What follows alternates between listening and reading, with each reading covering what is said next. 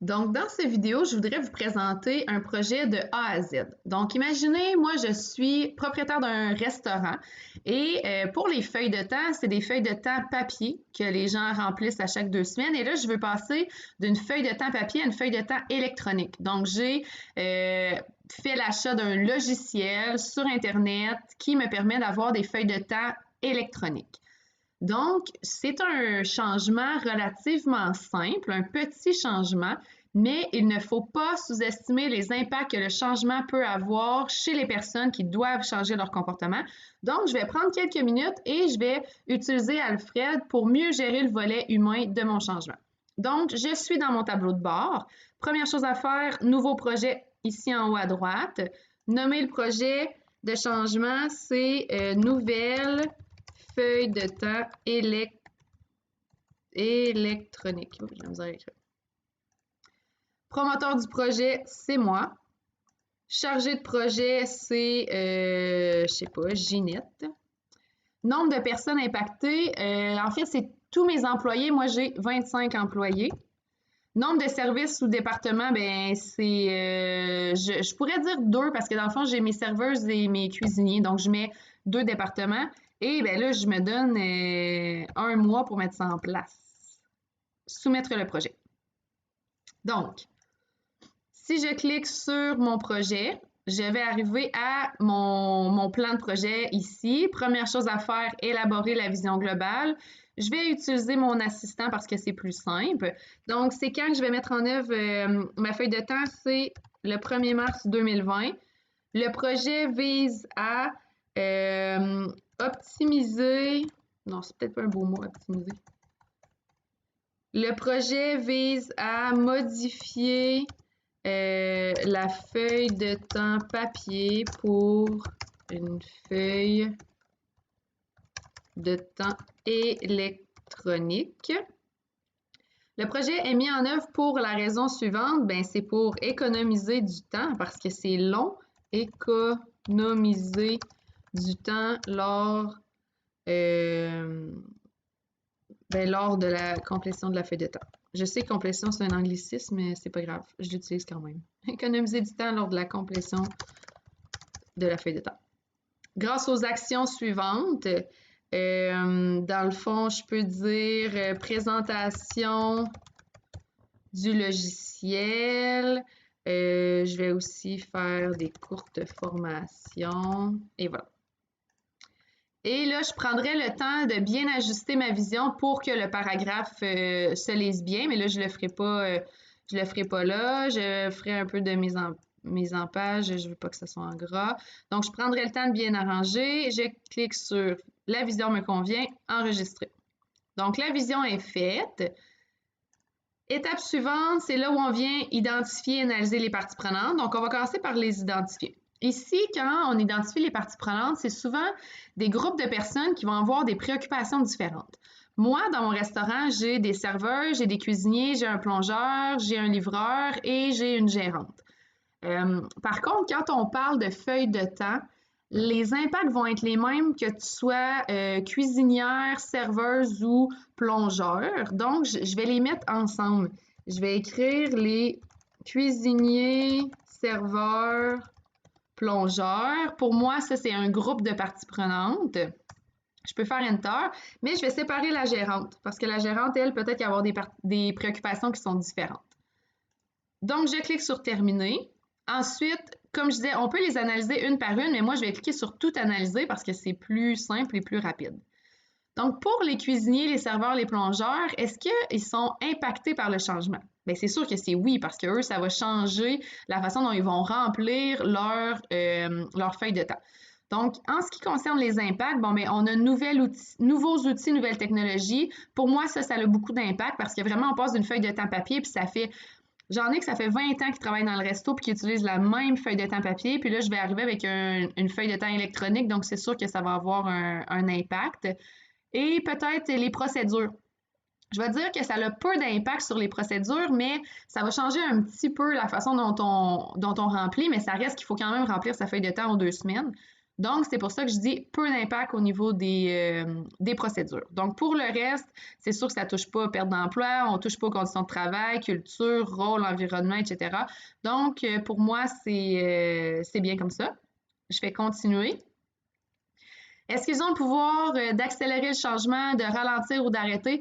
Ils ont le pouvoir de ralentir ou d'arrêter. Moi, je les verrais très bien là, imprimer la feuille de temps électronique, la remplir à la main. Donc, selon la connaissance que j'ai de mes équipes, je vais écrire pouvoir de ralentir. Ici, vous comprendrez que ma partie prenante constitue un groupe. Bon, moi, je sais déjà d'emblée que j'ai 50% des gens qui sont dans la valise. J'ai beaucoup de gens qui sont réfractaires au changement. Je mettrai un bon 30% dans le banc en arrière, puis je vais mettre un 10% banc en avant, puis 10% dans le moteur. Ici, c'est une analyse qui est subjective, donc c'est une analyse vraiment selon votre connaissance de votre équipe. Mais moi, je connais bien mon équipe, puis je sais que j'ai la moitié des gens qui se retrouvent dans la valise.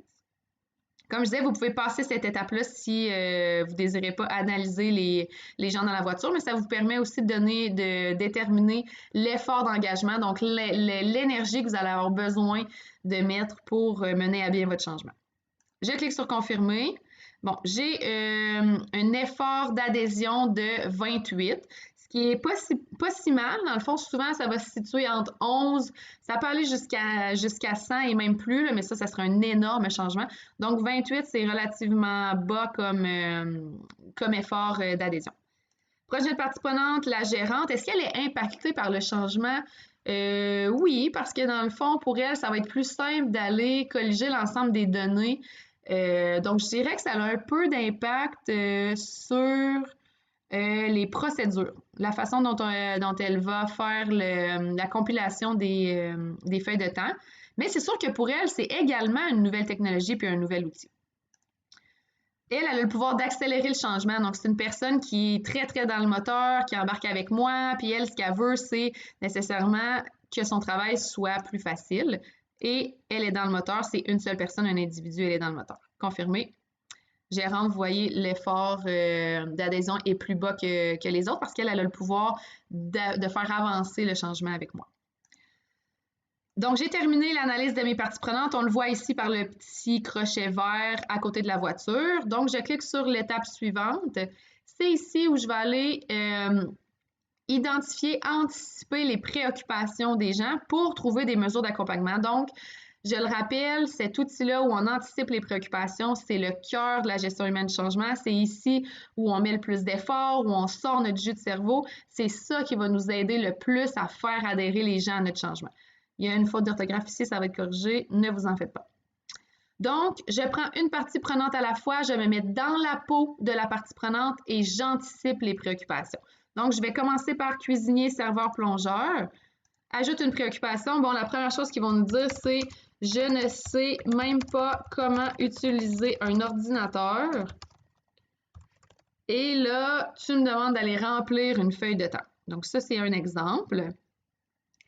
Et vous pourriez continuer comme ça à inscrire d'autres préoccupations. Donc, on peut toujours juste réfléchir à c'est quoi les préoccupations. Ensuite, on les reprend une par une et là, on vient ici ajouter les mesures d'accompagnement. Donc, pour la préoccupation, je ne sais pas comment utiliser un ordinateur. Ce que je propose, c'est formation par bloc de 30 minutes ce vendredi de 9h à midi. C'est moi qui est responsable. Donc, vous devez toujours identifier une personne responsable. Et voilà. Pour les autres, j'écrirai mesure d'accompagnement responsable parce que si je ne l'écris pas, ça va rester en rouge puis vous allez avoir une alerte comme quoi que vous n'avez pas terminé. De toute façon, si vous identifiez une préoccupation et que vous ne trouvez pas de mesure d'accompagnement, bien finalement, tout ça, ça sert un peu à rien. L'objectif, c'est d'anticiper les préoccupations pour prévoir des mesures d'accompagnement parce que quand les gens vont nous nommer leurs préoccupations, leurs questionnements lors de la rencontre d'écoute de préoccupation, bien, on veut déjà être prêt. Donc, on veut dire, effectivement, j'avais pensé à ça, voici ce que je te propose. Donc, ça, c'est beaucoup plus rassurant que de dire « Ah ouais, j'ai pas pensé à ça, regarde, je vais aller y penser, là, puis je te reviens là-dessus. » Bien, je te reviens là-dessus, c'est jamais rassurant. C'est correct que vous le disiez une fois sur 10, une fois sur 15, mais 9 fois sur 10, c'est aucunement rassurant pour les gens. Si les gens ne sont pas rassurés, ils n'adhéreront pas à votre changement. S'ils n'adhèrent pas, ils ne seront pas mobilisés, donc ils n'embarqueront pas avec vous dans le changement. Donc ici, c'est extrêmement important. Dès que vous avez anticipé une préoccupation, vous identifiez mesure d'accompagnement, qui est la personne responsable de mettre en œuvre cette mesure d'accompagnement. Vous faites la même chose pour toutes les parties prenantes. Si vous avez des parties prenantes qui vont avoir un effort d'adhésion de 10 ou moins, ils vont se trouver dans une deuxième catégorie où ça va vous dire que c'est à vous de juger s'il est nécessaire d'anticiper les préoccupations. Mais si vous avez analysé que le changement n'a pas d'impact sur la partie prenante et que la partie prenante n'a pas le pouvoir de ralentir ou d'arrêter votre changement, bien là, vous n'avez pas besoin nécessairement d'anticiper les préoccupations parce que ça a peu d'impact, peu de pouvoir. Mais prenez le temps de les tenir informés par contre. Donc, la gérante va avoir des préoccupations, on y met une mesure d'accompagnement et des responsables. Et voilà. Donc, j'aurais terminé la partie d'anticiper les préoccupations. Je clique sur l'étape suivante. Ici, je vais aller adapter le message clé. Donc, je retrouve ma vision globale. Pourquoi je fais ça? Donc, la réponse générale qui va répondre à la question « c'est quoi ce changement-là? » Et ici, je vais aller identifier les gains et les opportunités. C'est ici où je vais aller utiliser leurs propres arguments, utiliser leurs mots pour les convaincre que le changement va être positif pour eux. Et à chaque fois qu'on identifie des gains et des opportunités, bien, c'est toujours mieux parce que chaque gain ou opportunité va aller un peu balancer le négatif des préoccupations. Donc ici, un gain important, c'est l'économie de temps. Parce qu'avec le nouveau logiciel, l'horaire est déjà rentré d'avance selon l'horaire qui est faite finalement. Donc, les heures sont déjà rentrées. On a besoin juste peut-être d'aller adapter certaines heures. Après ça, on clique sur « Confirmer », c'est tout. C'est beaucoup moins long que tout remplir la feuille de temps à la main, faire l'addition des heures, signer, faire signer par par la gérante, mettre ça dans l'enveloppe pour le boss. Donc, on sauve énormément de temps. Donc, ça, c'est un exemple. Puis, on pourrait en ajouter autant qu'il y en a. Plus vous avez de gains ou d'opportunités, mieux c'est. Ici, vous avez un petit carré juste pour vous mettre des éléments importants. Donc, peut-être ici, je dirais mettre l'emphase sur l'économie de temps et papier. Parce que, bon, on a des gens qui se soucient beaucoup de l'environnement. Donc, je vais mettre l'emphase sur le fait que, n'oubliez pas aussi, on va économiser énormément de papier avec cette nouvelle feuille de temps électronique. Donc, ici, ça pourrait être des petites notes que je me mets. Je ferai la même chose pour la gérante. Elle aussi, elle va économiser beaucoup de temps. Et je pourrais me dire, ne pas oublier de mettre l'emphase là-dessus, peu importe c'est quoi l'information importante. Ici, on n'oublie pas, on parle dans leurs mots. On veut utiliser des mots, des expressions qui vont leur parler. Là, ici, je parlais d'un petit changement, mais si vous êtes dans un grand changement, évitez d'aller dans les processus complexes, dans les technicalités, dans les termes compliqués. On veut que ça soit simple, on veut que les gens comprennent et adhèrent à votre changement. Donc, c'était ça pour l'étape pour aller adapter le message clé.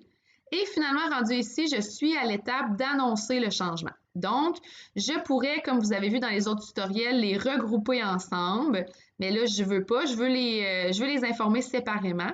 Donc, je veux informer la gérante en premier et ensuite les cuisiniers, serveurs, plongeurs. Je pourrais les segmenter si j'ai 2 restaurants, par exemple. Dans ce cas-ci, j'en ai juste un. Donc, finalement, moi, j'aurais pas grand-chose à faire pour cette première étape-là. Donc, étape suivante. Et là, je vais aller planifier. Pour la gérante, je vais lui annoncer ce changement-là. Bon, par exemple, lundi le 3 février à 8h45 avant son quart de travail. Puis, je vais l'informer au resto. Et c'est moi. Bon, mes informations étaient déjà rentrées. Écoute des préoccupations. On se rappelle toujours 4 à 8 jours ouvrables suivant l'annonce. Je l'ai informé lundi. Je vais juste lui donner quelques temps. Je vais lui donner quelques jours pour réfléchir. Vendredi, ça me donne 3 jours. Bon, peut-être je pourrais lui laisser la fin de semaine. Puis le lundi suivant, par contre, je vais écouter encore une fois avant son quart de travail au resto. Je vais écouter ses préoccupations, répondre à l'ensemble de ses questions, puis après ça, on va pouvoir partir. Donc ça, c'est pour la gérante. Pour les cuisiniers, comme je disais, je voulais informer la gérante en premier, donc il faut que ça soit après le 3 février. Donc, eux, je vais les informer jeudi parce que jeudi, c'est une grosse journée pour moi, puis j'ai beaucoup de... Tous mes employés réguliers sont sur le plancher. Mais eux, je dois les informer plutôt à 15h45. Comme ça, j'ai encore mes gens de jour et j'ai mes gens de soir qui vont rentrer au resto. C'est moi encore. Rencontre d'écoute de préoccupation. Donc, si j'ai fait l'annonce le 6 février, je vais leur donner quelques jours, puis le mardi suivant. Mardi suivant, je vais écouter leurs préoccupations.